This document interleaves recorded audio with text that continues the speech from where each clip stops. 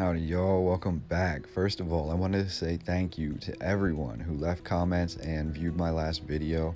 It's become my most popular video about the old world and it's reaching a larger audience. So I really appreciate that and I thank you so much for sharing your thoughts and ideas. That being said, I don't want you to think I'm not reading everything you have to say, and I'm taking the more popular opinions that I've read and I'm hoping to tie them together in a follow-up video.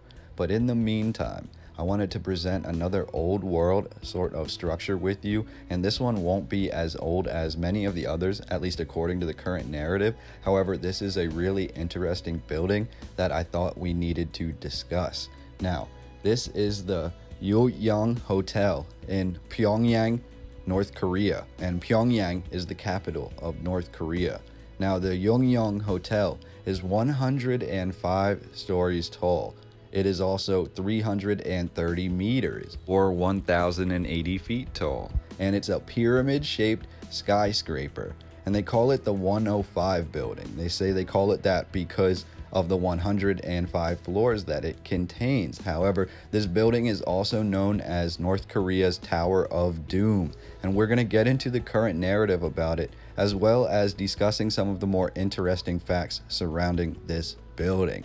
Now, this is the tallest building in North Korea by far, but this is also the tallest unoccupied building in all of the world. Originally, this was designed, they say, to be a hotel. However, that was never completed, and it's now being used as a massive projection screen for the North Korean government. They have fitted LED screens to one side of this building, and they basically use it to project images and words over their public, much like 1984 or Blade Runner. It is very interesting.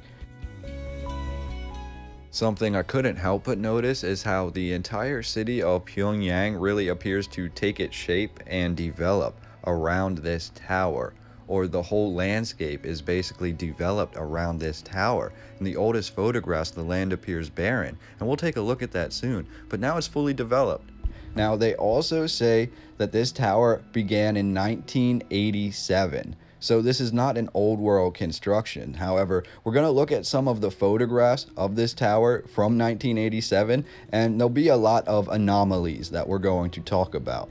Now, another interesting fact is that Pyongyang really has a lot of new structures that could be fitting of the old world, including different triumphal arches and things of that nature. And I think it's really interesting that in the new world city of Pyongyang, North Korea, we have this old world architecture that is being utilized. And even down to the layout of the city and the streets, we find that it's very reminiscent of the old world cities that I've covered in previous videos. And I find that to be very fascinating.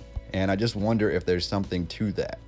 Now, what really struck me about this tower, the Ryugyong Tower, and why I wanted to present it to you, is because there are really no known construction photographs of this tower. Every photograph that I could find on the internet showed the tower in at least this state or more. Basically, the earliest photographs that I could find were the tower itself is basically already completed, and it's really coming out of a large mound of earth. So you'll find that the city is now level and there is a vast city below this tower. It's very sprawling and it's very built out. But in the earliest photographs from 1987, you'll find that this tower was built precariously on a hill or mountainside. That's what I find really fascinating about the Ryugyong Tower, is that the entire landscape surrounding the tower appears to have changed in the short time from when construction began. We're talking the late 1980s until right now, and there is a sprawling city below this tower,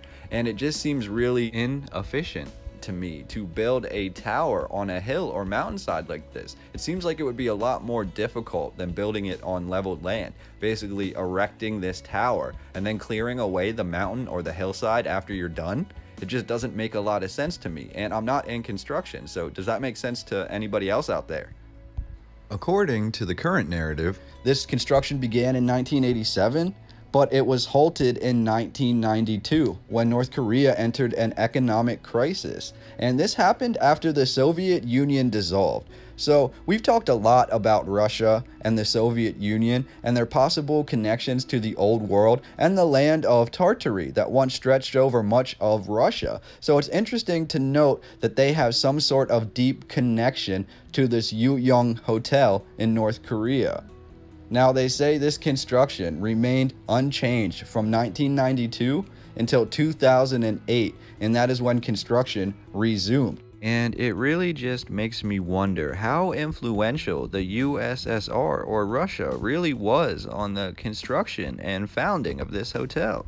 Now, like I said before, this is the tallest building in all of North Korea.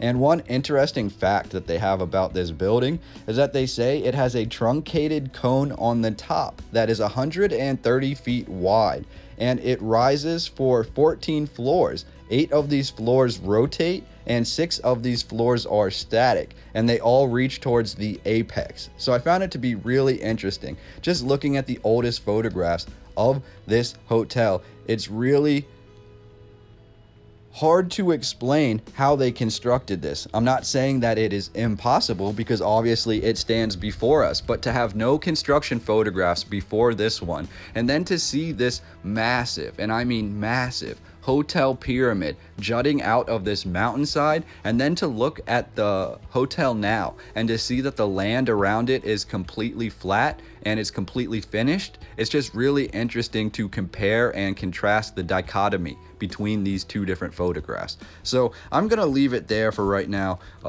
Some more fun facts just real quick about the Ryugyong Hotel. They say it was designed to have 3,000 rooms, but I read another article that said it was designed to have 7,500 rooms. So this was going to be one of the most massive hotels, I'd say, in the entire world. And another interesting fact is the slope of the building. They say it's built on a perfect 75-degree slope on all sides, and they all slope inwards towards the apex of the building.